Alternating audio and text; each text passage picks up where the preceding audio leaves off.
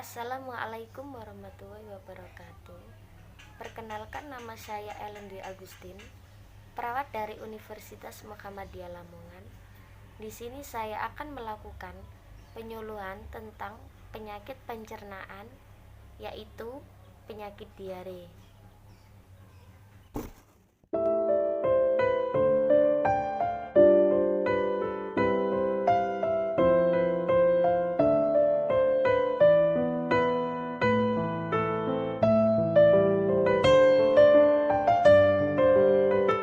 Gangguan sistem pencernaan. Pencernaan adalah suatu proses metabolisme di mana suatu makhluk hidup memproses sebuah zat dalam rangka untuk mengubah secara kimia atau mekanik sesuatu zat menjadi nutrisi. Pencernaan terjadi pada organisme multisel-sel dan tingkat subsel, biasanya pada manusia.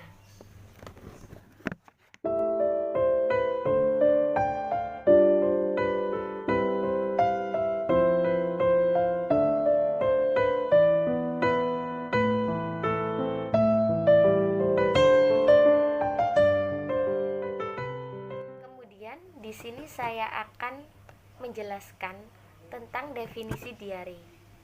Diare adalah penyakit yang membuat penderitanya menjadi sering buang air besar dengan kondisi tinja yang sangat encer.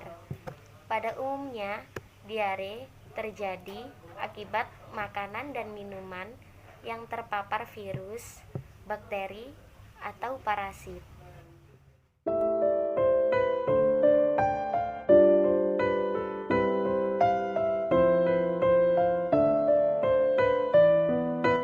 Penyebab diare yaitu bakteri, virus, gangguan pada saluran pencernaan, stres, dan cemas.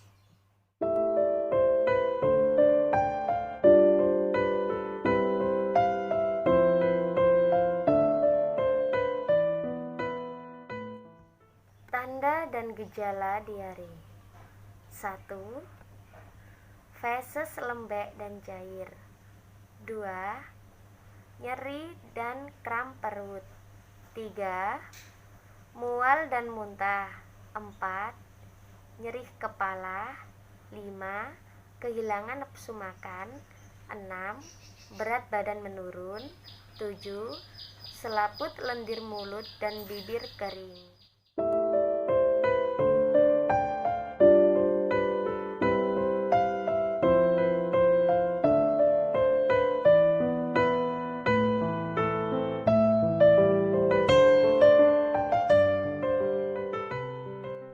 Kemudian di sini saya akan menjelaskan tentang jenis diare.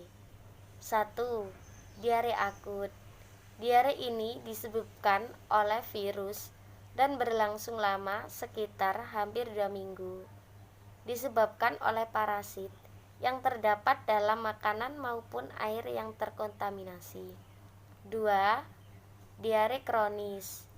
Diare ini disebabkan oleh sejumlah hal seperti infeksi, terlalu lama banyak air yang diserap ke dalam usus maupun radang usus.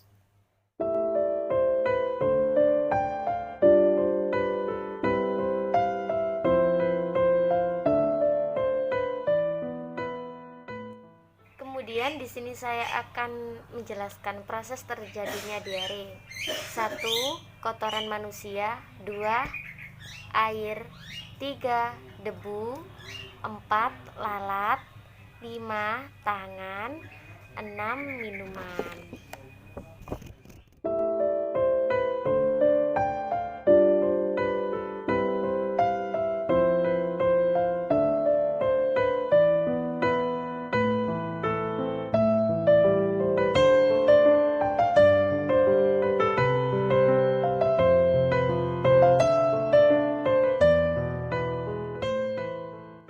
Akibat diare. A. Dehidrasi. Pada kebanyakan pasien diare akut akan mengalami dehidrasi. Hal ini disebabkan karena banyak cairan tubuh yang dikeluarkan pada saat diare. Dehidrasi adalah suatu keadaan di mana tubuh kekurangan cairan yang dapat berakibat kematian, terutama pada bayi dan anak-anak bila segera diatasi. Dehidrasi akan menyebabkan gangguan metabolisme tubuh. Gangguan ini dapat mengakibatkan kematian pada bayi. Kematian ini disebabkan kehabisan cairan tubuh karena asupan cairan tidak seimbang dengan pengeluaran melalui muntah dan berak, meskipun berlangsung sedikit demi sedikit. Dehidrasi ini dibagi menjadi 3 macam, yaitu dehidrasi ringan, dehidrasi sedang, dan dehidrasi berat. B. Gangguan pertumbuhan. Gangguan ini terjadi karena asupan makanan terhenti sementara pengeluaran zat besi terus berjalan.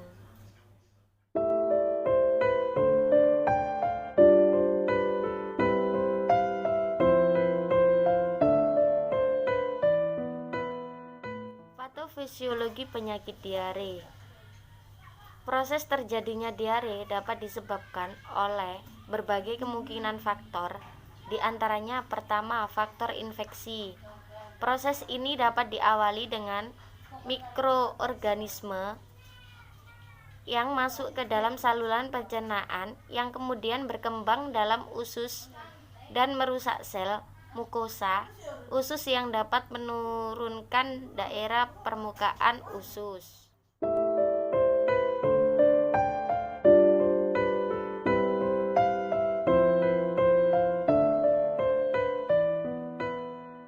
Pembagian diare menurut etiologi. A. Diare spesifik.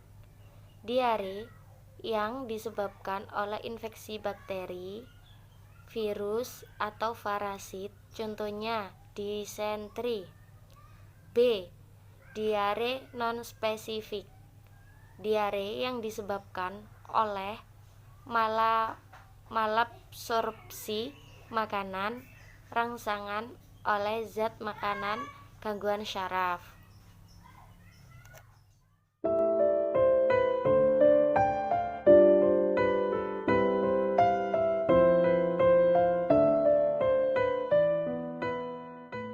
Pembagian diare menurut lamanya diare. A. Diare akut yang berlangsung kurang dari 14 hari. B. Diare kronik yang berlangsung lebih dari 14 hari dengan etiologi non-infeksi. C.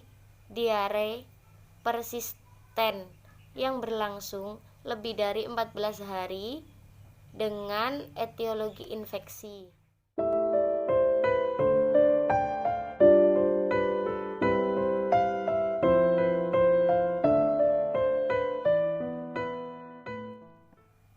Akibat jika diare tidak diatasi.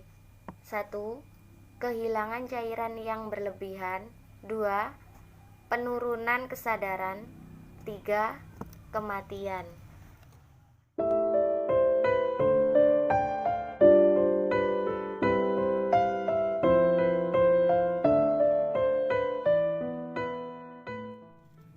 Kemudian di sini saya akan menjelaskan penanganan diare. 1. Minum banyak cairan. 2. Makan makanan sehat rendah serat. 3. Mengkonsumsi minuman, makanan, atau suplemen probiotik. 4. Hindari makanan yang membuat diare makin parah. 5. Makan dalam porsi yang cukup. Mungkin itu yang dapat saya sampaikan dari hasil penyuluhan tentang penyakit pencernaan diare. Kurang lebihnya saya mohon maaf. Saya akhiri. Wassalamualaikum warahmatullahi wabarakatuh.